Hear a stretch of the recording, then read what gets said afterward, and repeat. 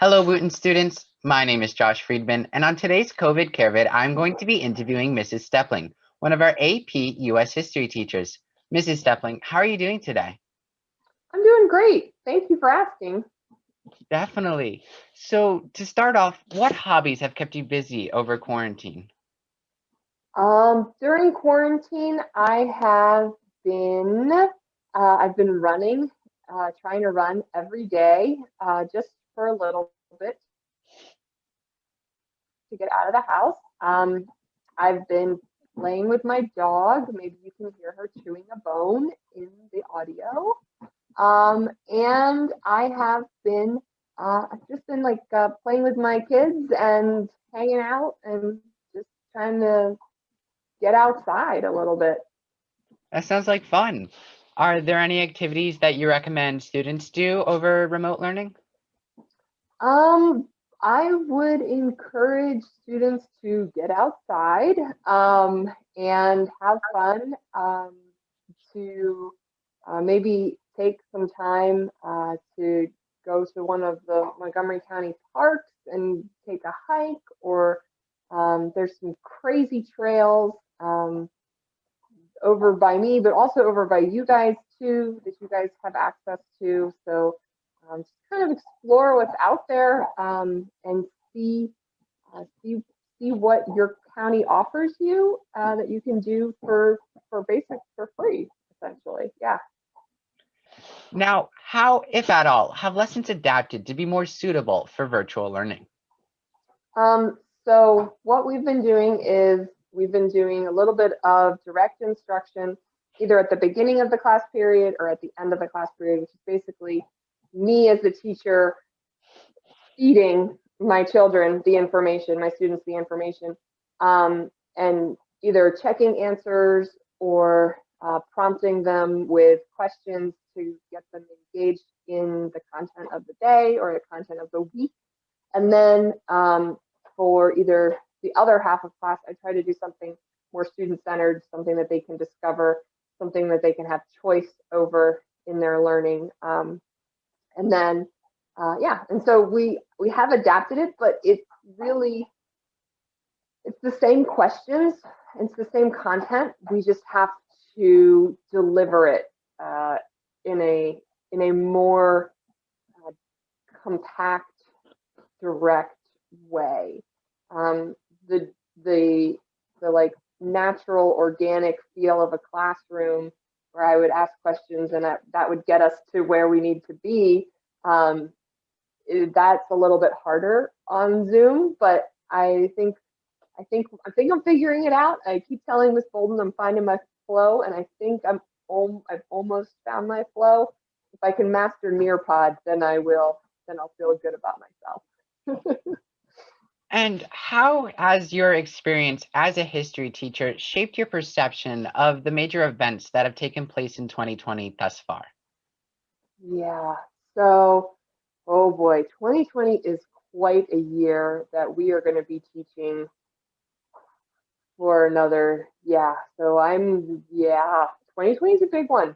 Um, so we think of 2020, and when we were in the spring of 2020, I was talking to my students and I was feeling a lot of 1968, and a lot of echoes from 1968 with civil rights and war. No pandemics, but definitely with current events and social and political um, feelings and attitudes. We saw a lot of echoes of that in the spring, and continuing into the fall, leading up to the election in November. Um, for pandemics, so obviously we're going to use that word unprecedented, right? Because the last time we had a pandemic, it was the Spanish influenza in 1914 or in the 19 teens, if I'm getting my dates wrong, but right after World War One, 1918, never mind, 1918. But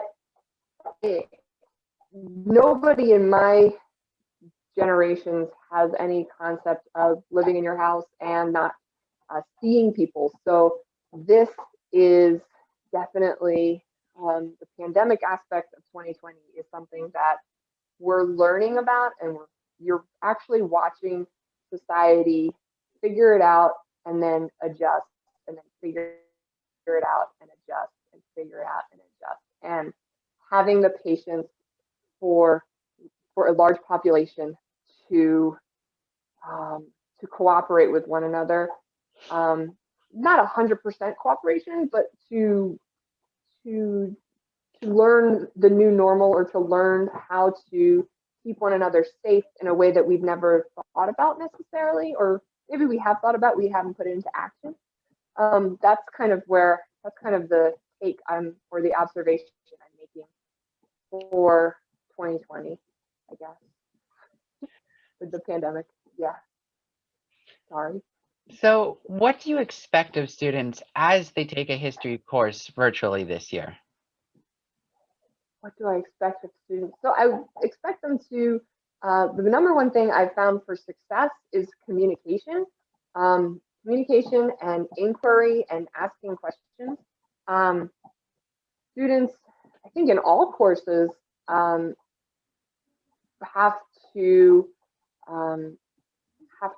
reach out if they're struggling, and I hope the students come with the knowledge, and if they don't come with the knowledge, here's the knowledge that we're all learning how to do this style together. And so coming to your teachers and saying that that you don't understand something is what's expected to happen. So there's no punitive action if you get lost, or if you can't find an assignment, or if you didn't understand the directions, because we're all trying to learn this new platform. We're all trying to ask questions, either whether it's on Nearpod or Pear Deck, or we have all these different apps that we're learning how to use as well. So, just engage with your teacher, get to know your teacher. Your teachers want to get to know you too, and the more we work together, the better it's going to be. And what are some resources students can take advantage of if they need extra help but cannot attend office hours, or feel like they need more help than office hours can provide? Okay, so if they need more help than office hours can provide, you can always meet one-on-one with your teacher. You can do that during the focused student support periods from 2:45 to 3:15 on Mondays and Tuesdays, or not Tuesdays, sorry, Mondays and Thursdays. But if you want to have like a peer tutor or something, reach out to NHS on the Wootton NHS website, or even on the Wootton website. If you go to NHS, you can find it. And also, I know Mr. Steinbach runs Homework Club on Tuesdays, Wednesdays, and Thursdays after school. And that's a great place to go and just sit and do your homework, or sit and study with peers, with other high school students who have taken the courses and can help guide you through some of the assignments. And those are great resources that we have at Wootton for students that need some extra help, or it's just nice to work with people.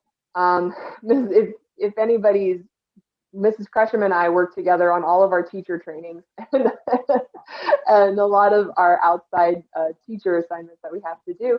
And it's just nice to work with somebody on an assignment to bounce ideas off of and be like, is this what they're talking about? Is this what they're asking for? It makes that risk that you're taking by learning a new subject a little bit easier if you are working with somebody to complete the assignment. I definitely agree. And last but not least, do you have any advice for students during these unprecedented times?